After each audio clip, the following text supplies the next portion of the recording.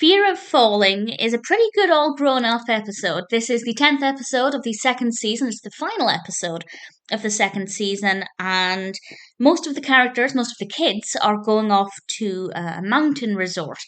And there's a lot of great bonding going on, and Chuckie and Tommy are having a really good time together, and Tommy is there to help Chuckie get over his fear of heights, which is really lovely. However, Tommy is distracted by a girl called Olivia.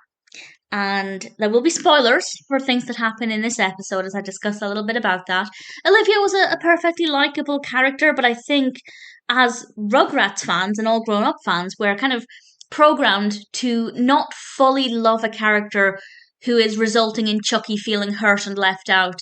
And so I can't say I loved her, but honestly, there wasn't anything wrong with her. And Tommy certainly liked her.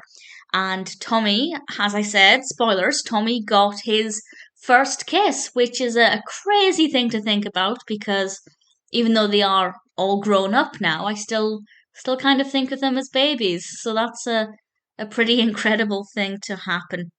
The other characters are having an adventure on the mountain and everything's snowy and it's beautifully animated and I really enjoyed it. Angelica is forced to go there against her will, really, but there's a spa there, so she decides, okay, I'll go because there's a spa, which is fair enough. And when she goes there, there's somebody she has a crush on who works at the resort and she tries to impress him. And honestly, I feel like Angelica's story was definitely padding.